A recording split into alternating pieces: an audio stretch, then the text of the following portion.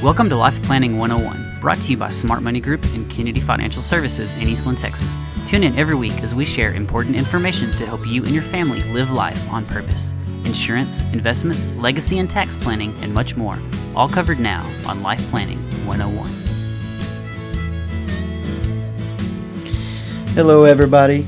This is Sam Barker with Aaron Kennedy with Black and White Market Minute on Life Planning 101 with a couple of newbies here today, but I'm going to go ahead and pitch it over to Aaron for those introductions. Hey, welcome. It's been a long time since we've gotten to talk. Man, end of the year stuff.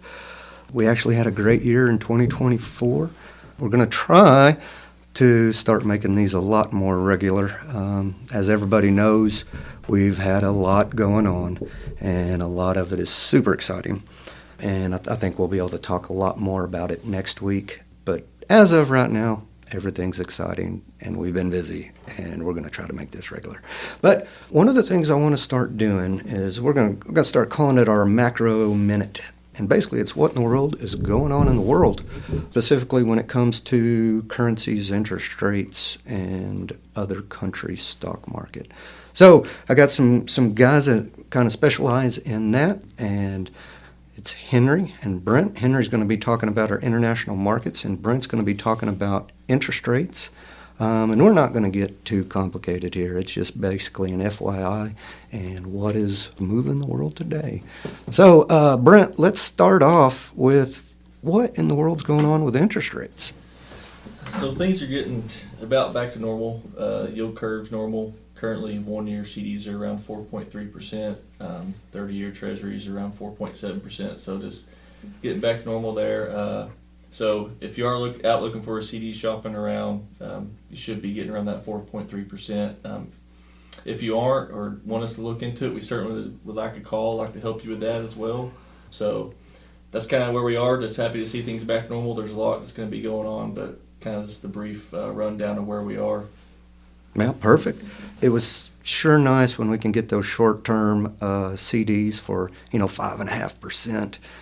But I can tell you 4.3 is nothing to sneeze at, and everybody remembers that we went forever that we weren't even getting 0.5% or we were getting 0 on our cash. So I still take 4.3 any day. And it seems like things are a little bit stable, and I expect it to kind of stay here. There is some problems in the bond world, let's say. Nobody wants to buy the long stuff. Nobody. We're struggling with 20 and 30-year bonds. Back when all this chaos started happening and interest rates really started going up, we had a 30-year bond and it was priced under 4%. And instead of taking advantage of that, I think O'Yellen did nothing but issue out short-term stuff, the highest cost stuff. So as of right now, everybody looks at that 30-year bond, even though it's paying more than the short-term stuff, nobody wants it. Because who actually believes our government is going to start being responsible? If we're spending a couple $1 trillion more than our budget every year, how long can we actually do that before things start to break? So people are looking at that and saying, I don't know if I want to take that risk. And even at 4.7%, nobody believes inflation's going to be there. So we're not really looking at the 30-year as a real return instrument. So interest rates still have to go up, I think, to get people's appetite ready to buy that long stuff. But great stuff. Like Brent said, if you're going to the bank, interest rates are at 4.3. So if you're looking for a 3-month or one year, somewhere around in there, and your bank is asking something much lower than that, come holler at us. We'll get you set up. But the market's at 4.3. So next, what's going on in the world, Henry? What is moving right now? Yeah, just to summarize, over in the international markets over there, talk about the European markets in particular. Both the French and the German indexes over there are both up over 10% year to date. That is compared to the S&P as of right now, up a little below 3% on the year. So that's 3x. But then also over in Asia, we have the Hong Kong index up a whopping 17% year to date. Whoa. Which is Chinese stocks have been beaten down the past 2-3 years. And then one particular ETF in general, the Chinese Internet ETF, KWEB, it's already up 25% year to date, and we're only about 7 weeks through the year. But yeah, we're definitely seeing an upward shift in markets overseas. Ah, that is incredible. We went so long. When did the international markets even try to keep up with the U.S.? It's like 2016 or somewhere. It's been a long time, and we really haven't seen an incredible bull market in international companies since probably '04. I mean, you think about that. That's 20 years ago. So it is good to see the international markets participating a little bit. I don't know how much this is hanging on. There's a lot of news going on, and a lot of those countries are looking for their Trump movement or their how to fix the government. And I'm not trying to get political that things are broken, but how do you get to where you're spending responsibly? Well, things are broken, but it's just not restrictive to a certain party. Yes. Everybody's spending. It's Congress. No matter which Congress, we're all approving more spending than we have. It's just incredible, and the scary thing is someone's got to break. Before the rest of the world, figures it out. Somebody's got to have that Greece moment, and it can't be a tiny little country like Greece. It needs to be one of the big boys, and I think that's going to open up the eyes. But it's across the board. All countries are in the same boat. We just really got to get our stuff together. Yeah, well, and if we can, with the new administration, they're doing a consideration of returning 20% of capital that they find being abused or used in fraud. If they do that instead of paying it down, if we could pay down more debt with that money instead, try to bring some confidence back to those U.S. Treasury bonds, maybe. You talking about the Doge dividends? Yes, that's exactly right. Yes. Yeah. Okay. And so I'm thinking, going back to those international markets, we have a lot of international holders of our bonds. And so if we could add some stability by paying down some of that debt, or at least I'd call it refinancing, kind of change a little bit of the yield curve, make it easier on everybody. I agree. The best thing to be would not be pay it out. Now, I'm kind of torn. Yeah. Where are we at? Like $55 billion of saved money so far.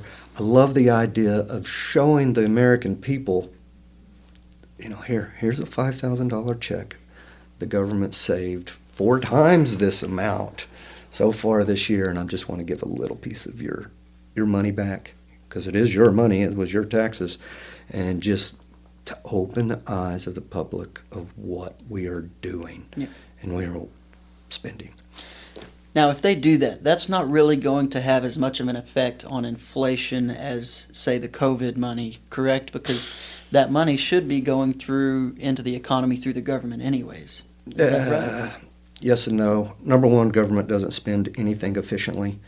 So if it was me or you, that would be efficient.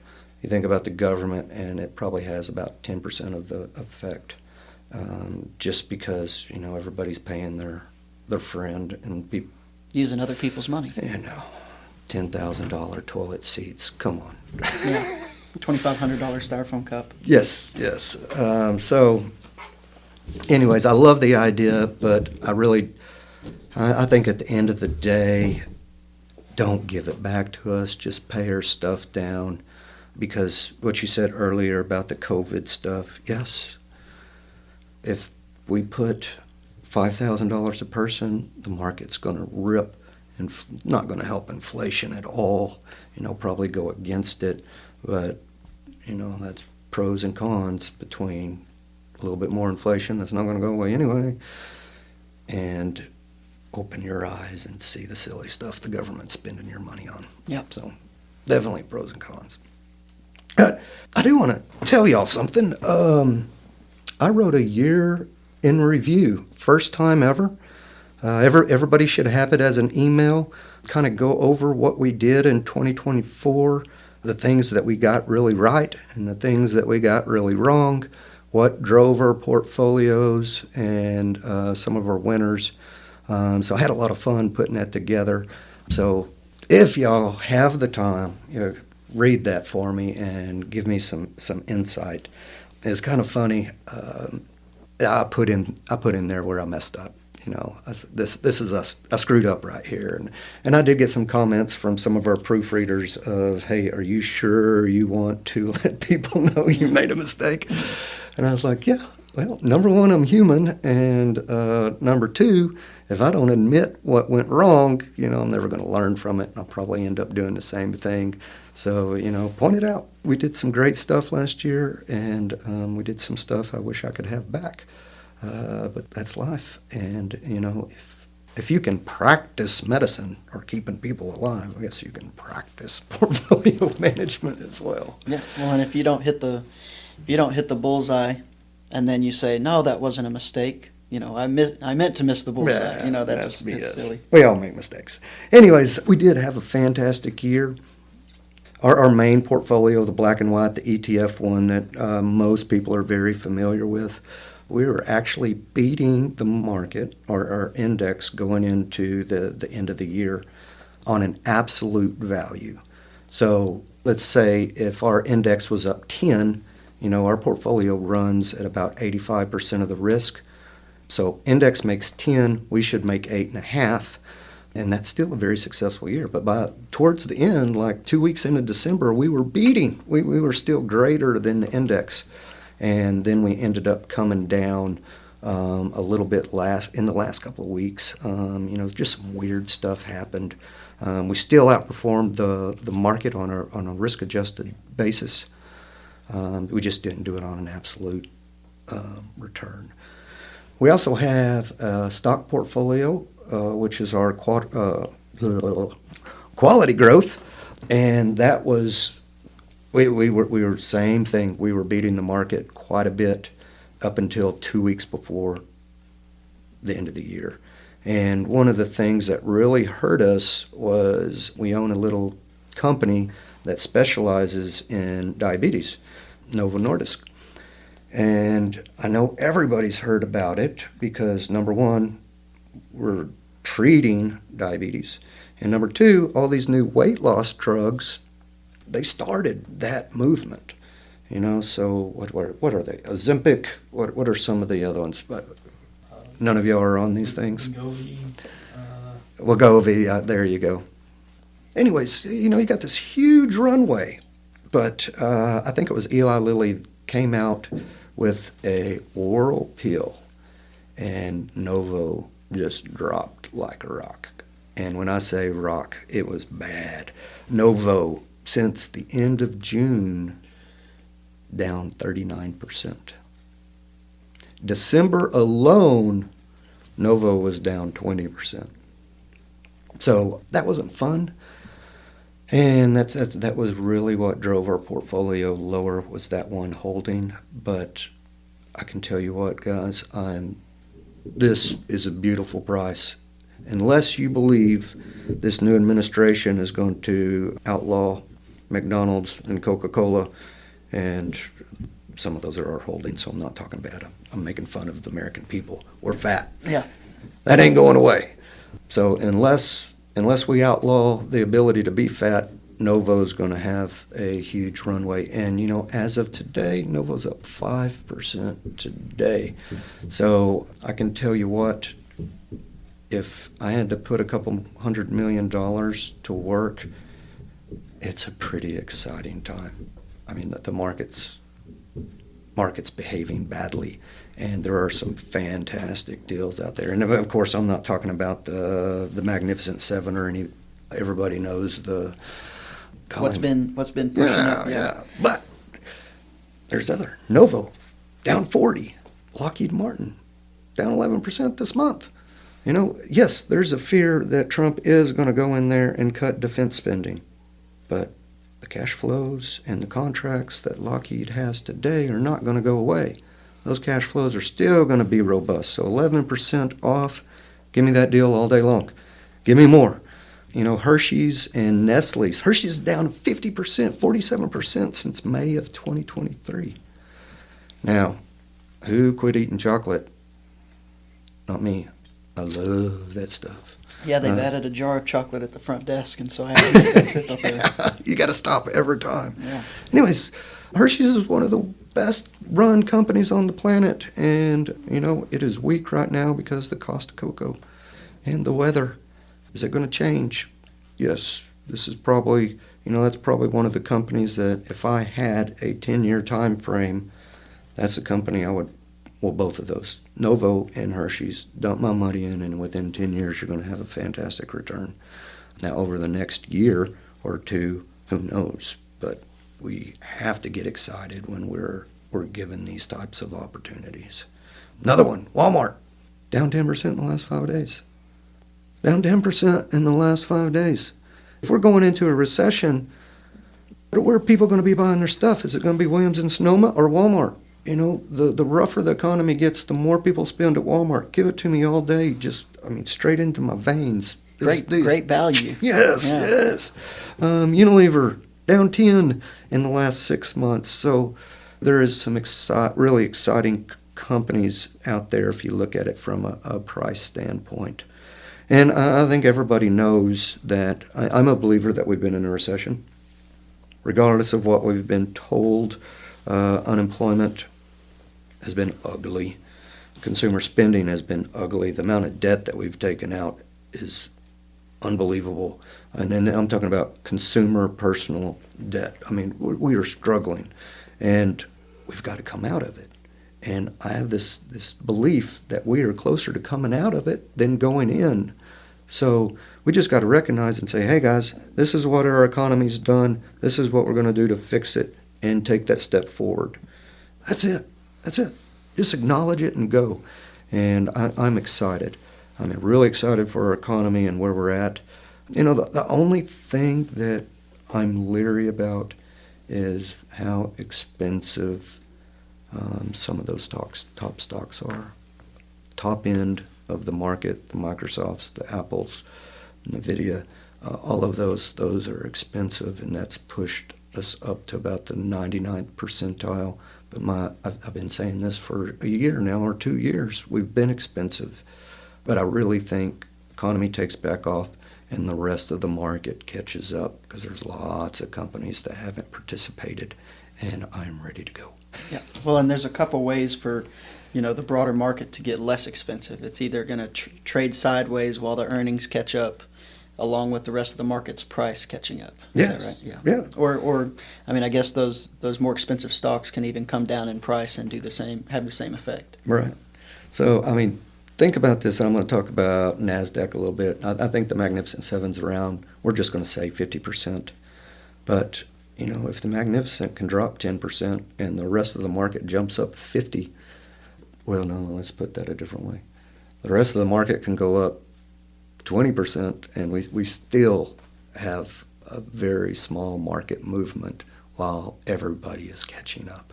And I can really see that.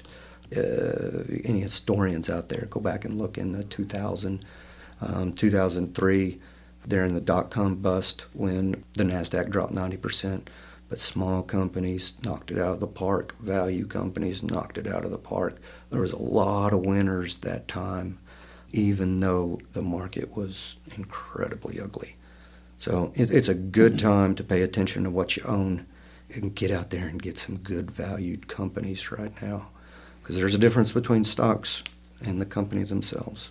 We want to be buying the companies, and the better price, the better off we are. Yeah.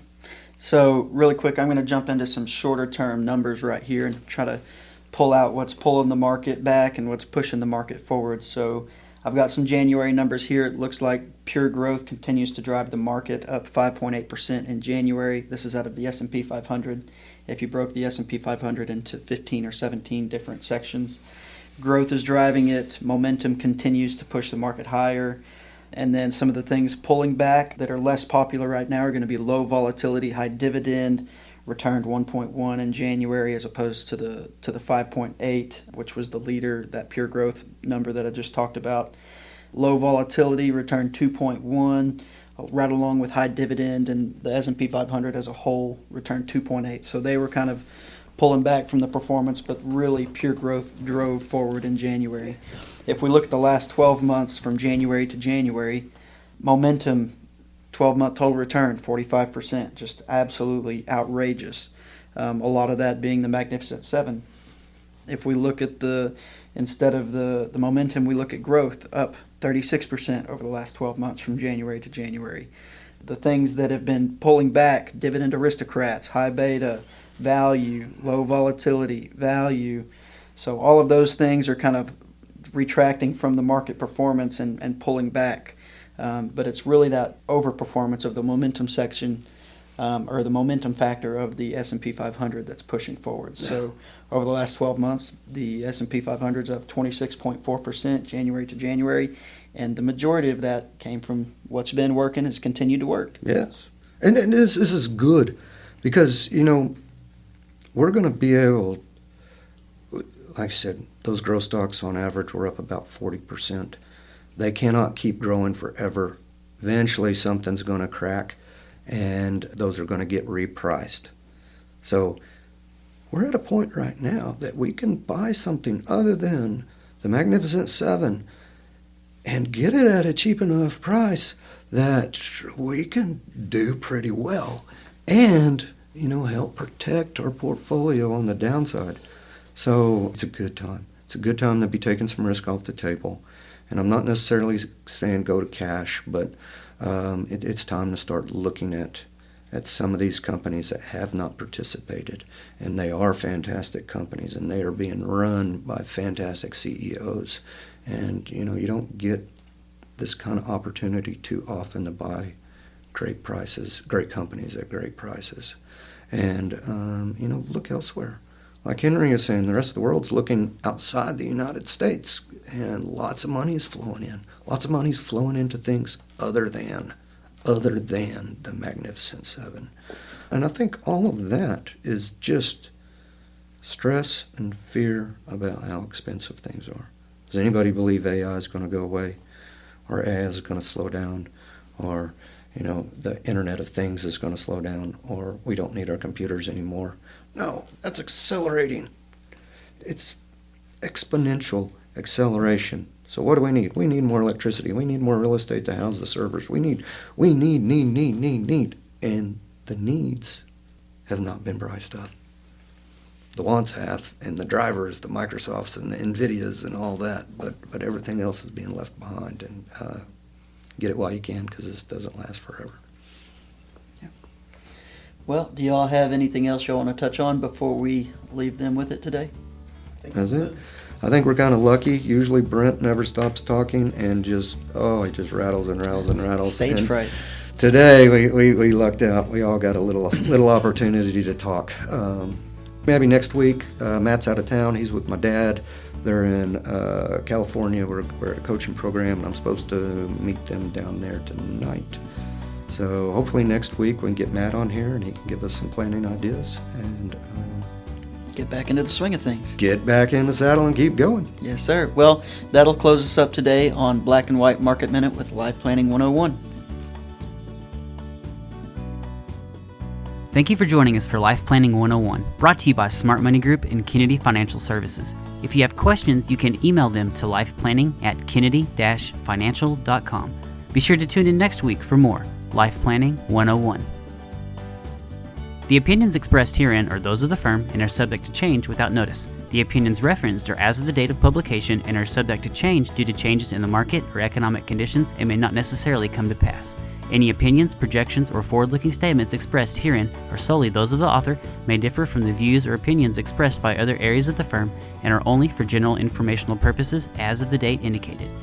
Securities offered through Calton & Associates Incorporated, a registered investment advisor, member FINRA SIPC. Investment advisory services offered through Smart Money Group LLC. Kennedy Financial Services and Smart Money Group LLC are separate entities and are not owned or controlled by Calton & Associates Incorporated.